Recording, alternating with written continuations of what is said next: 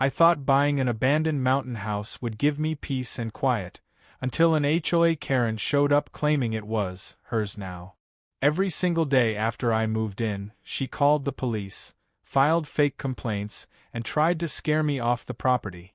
What she didn't know was that I had one document that would completely destroy her lies and turn her harassment into her worst nightmare. When I bought the abandoned mountain house, I thought I was finally escaping people. The place had been sitting empty for almost 5 years. Broken fence, boarded windows, weeds taller than the porch railing. Everyone in town said it was cursed with legal problems. That scared off buyers. It didn't scare me. I checked the county records myself. Clean title. No liens. No HOA ownership. Just a neglected property waiting for someone brave enough to claim it. That someone was me. The first week after I moved in was quiet in the way only mountains can be. No traffic. No sirens. Just wind in the trees and birds on the roof. I spent my days fixing up the place, replacing rotten boards, patching the roof, clearing out trash left by squatters. Then Karen arrived. She drove up in a spotless white SUV like she owned the road. Mid-50s, designer sunglasses, clipboard in hand, and that tight, permanent scowl that said she'd never been told no in her life. She didn't introduce herself. "You need to get off this property," she said. I wiped sweat off my forehead. "Excuse me. This house belongs to the HOA now," she snapped. "It was abandoned. So it's ours." I almost laughed. "No, it doesn't. I bought it. I have the deed." Karen waved her hand dismissively. "I don't care what you think you have. I run this community." "There is no community," I said, looking around at the miles of forest and scattered cabins. "This isn't a subdivision." "It is now," she replied. I walked inside, grabbed my folder, and showed her the paperwork. Deed. Tax receipts. Survey map. Karen barely glanced at it. "This is fake," she said. I stared at her. "These are county-recorded documents." "I've already called the police," she replied calmly. "They'll be here soon." That was my first warning. The officer arrived about 10 minutes later. Karen told him I was trespassing on HOA land. I handed him my paperwork. He ran the address. "Ma'am," the officer said, "this property belongs to him." Karen's smile didn't even fade. "Then he forged it." The officer looked tired. "There's no sign of that." "Well, he's still not allowed here," she insisted. "This house is a safety hazard. It's uninhabitable. I had electricity, running water, a new roof." The officer shrugged. "I don't see any violation." Karen stared at him like he'd personally betrayed her. "Fine," she said. "I'll handle this myself." That was the day she declared war. Every morning after that, police showed up. Noise complaints, safety complaints, fake reports of illegal construction, animal cruelty, fire hazards. None of it was real. Every single time I showed paperwork, photos, permits, the cops apologized and left. Karen kept calling. I learned her name from the officers. She was the president of an HOA for a development 5 miles down the road. Her territory didn't even come close to my land. But that didn't matter to her. She had decided this house was hers. And she was going to bully me until I gave up. The third day, she stood at the edge of my driveway with her phone out, recording me while I replaced fence posts. "You're squatting," she announced loudly. "This will be evidence." "You're trespassing," I replied. She smirked. "I don't trespass on my own property." "It's not your property." "We'll see." That night, floodlights from her SUV shined into my windows. She parked across the road and sat there for 2 hours, just watching. The next morning, another police car. "Anonymous tip," the officer said. "Someone claims you're running an illegal business." I laughed. "I'm hammering nails." Karen stood in the background, arms crossed, smiling. That was when I realized something terrifying. This wasn't about land. This was about control. And Karen had found someone who wouldn't give it to her. Which meant she was going to escalate. And she hadn't even started yet. By the fourth day, the local police already knew my name. That wasn't something I ever expected to be proud of. The first time they came, it was calm. The second time, mildly awkward. By the fourth, they were rolling their eyes before they even stepped out of the cruiser. Noise complaint, one officer said, not even bothering to hide his boredom. I was on the porch, sanding old boards. It's 11 a.m. Yeah, that's what we figured. Karen stood across the dirt road with her phone held up like she was live streaming a crime. As soon as she saw them talking to me, she stormed over. He's lying, she snapped. He's been running power tools all night. He's damaging HOA property. The officer sighed. Ma'am, this isn't HOA land. It will be, Karen said sharply. Once we finish reclaiming it. Reclaiming what? I asked. You don't own this. Karen jabbed her finger at me. You're squatting. I've already filed paperwork. The officer looked at her. We checked county records. He owns it. Karen's face twitched. Then the county is wrong. That was the moment I realized she didn't care about facts. She cared about winning. After they left, she stayed. She parked her SUV at the edge of my driveway, engine running, headlights aimed straight at the house. I closed the curtains, but the beams cut through every crack.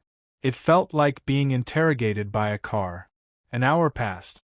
Then 2. Finally she left, but the message was clear.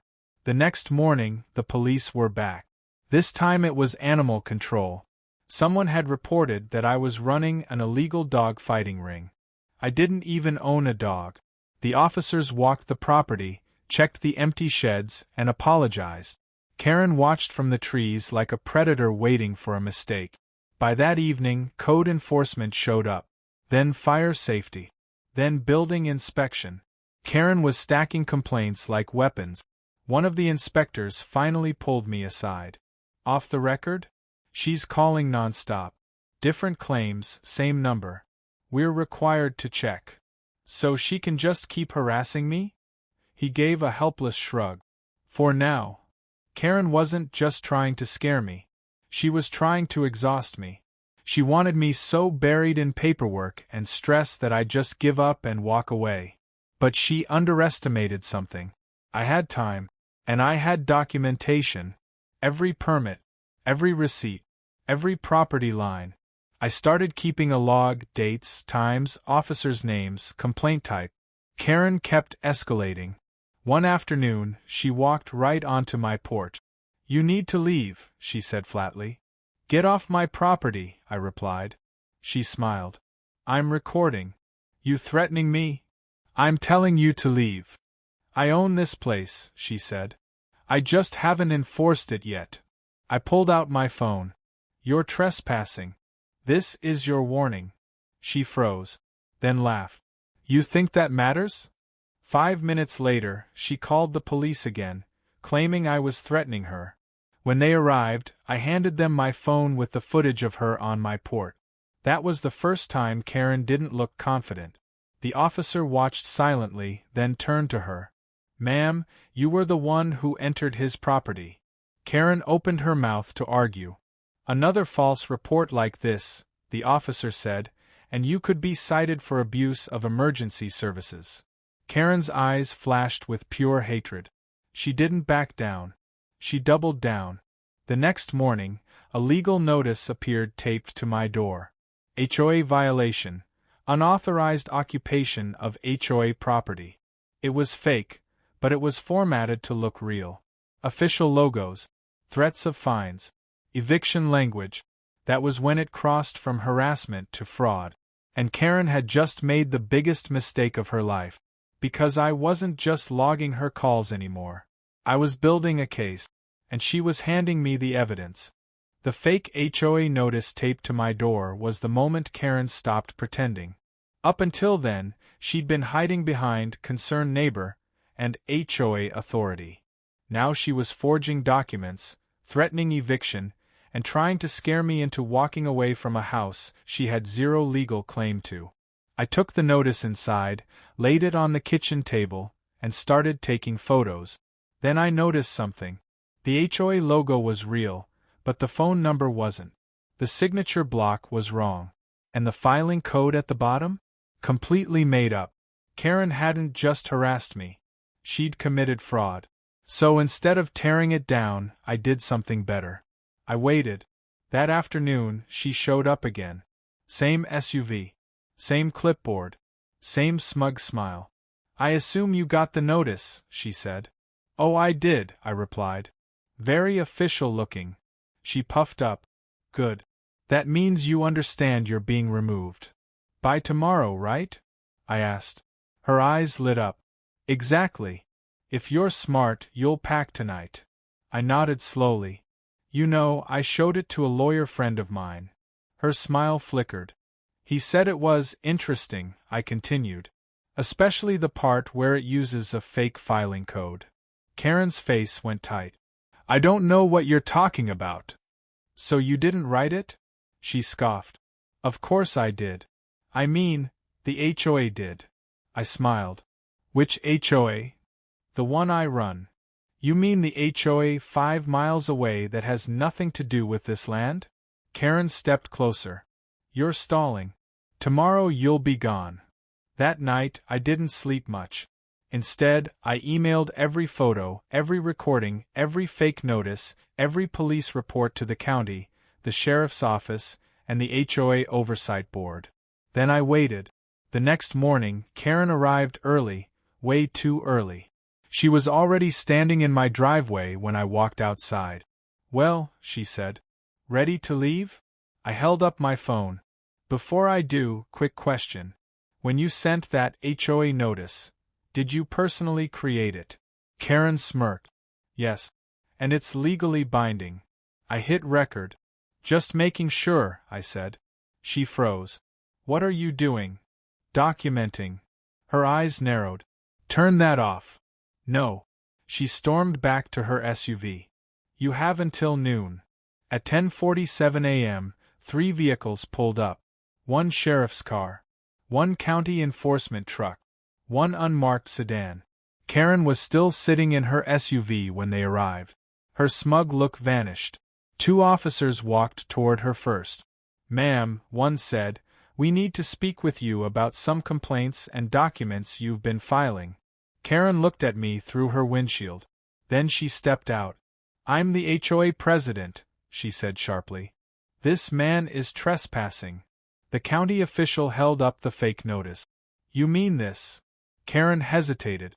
"Yes." "Did you create this document?" he asked.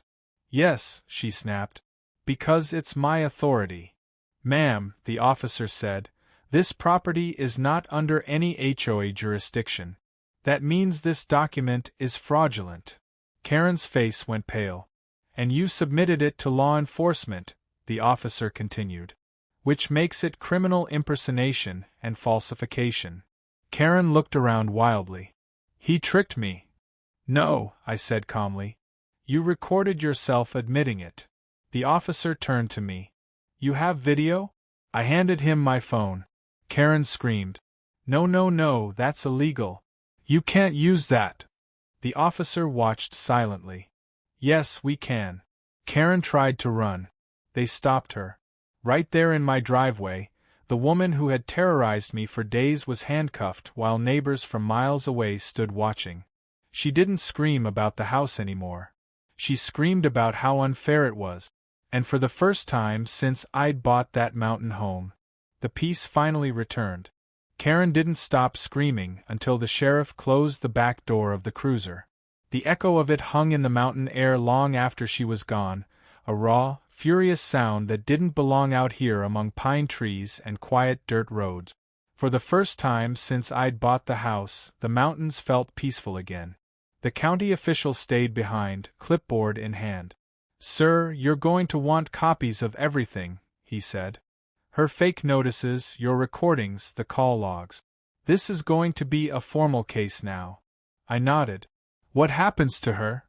He hesitated. "Criminal impersonation, filing false reports, harassment, and fraud. That's just what we have so far."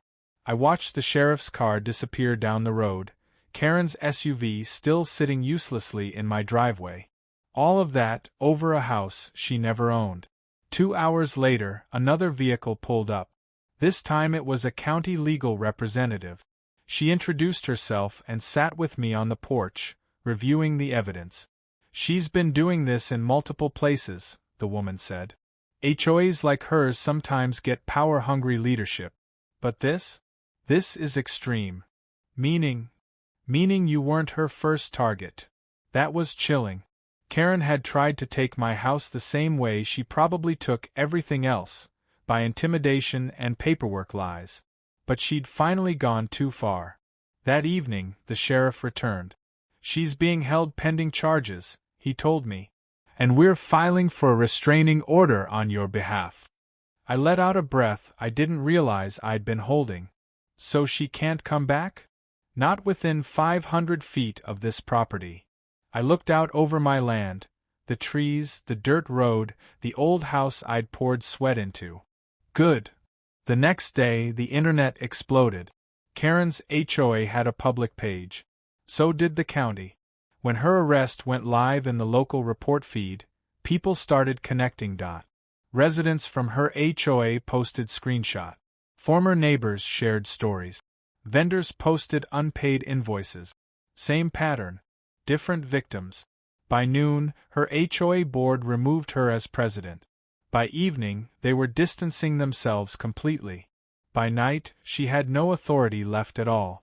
The woman who had stood in my driveway declaring herself untouchable was suddenly just another name in a police blotter. A week later, I got a certified letter. Karen was being charged.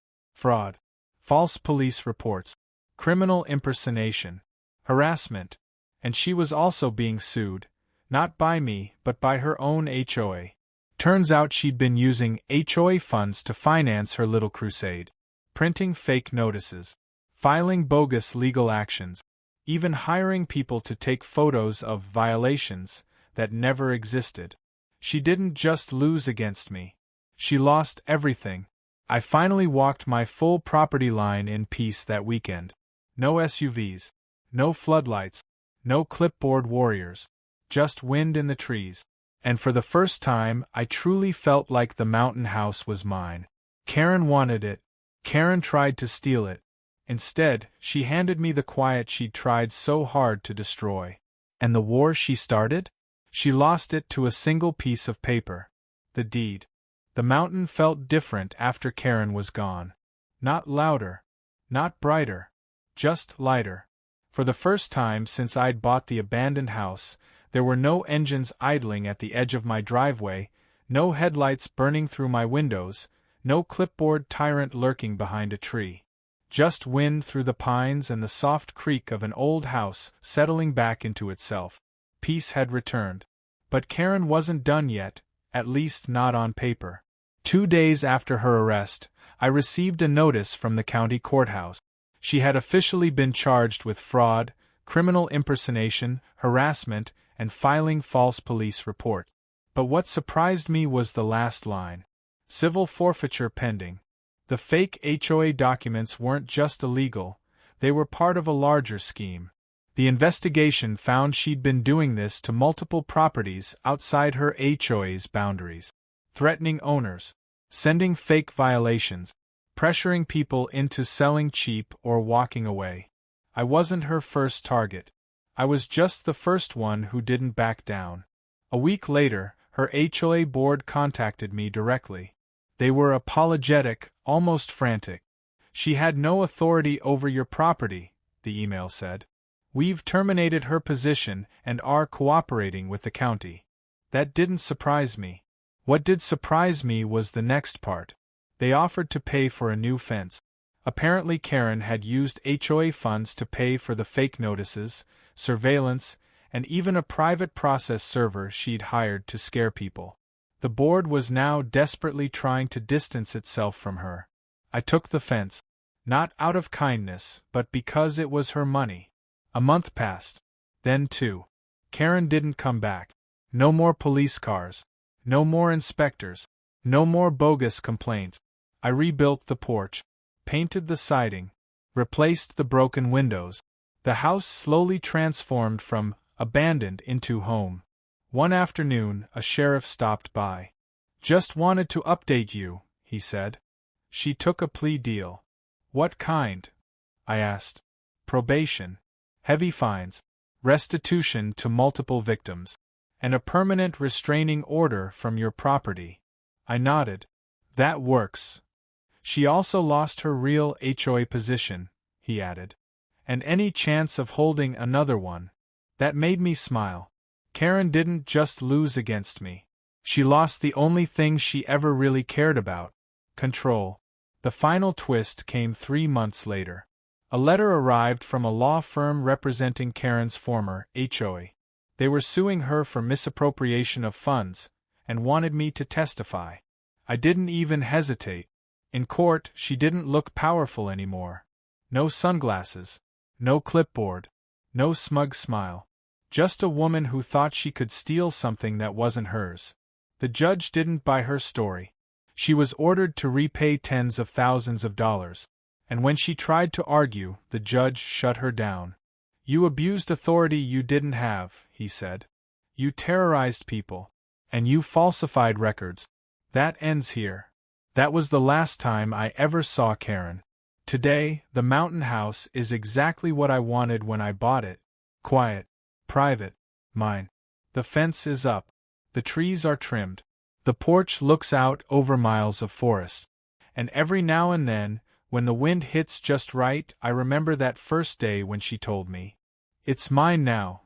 She was wrong. All she ever owned was her ego. And she lost that too.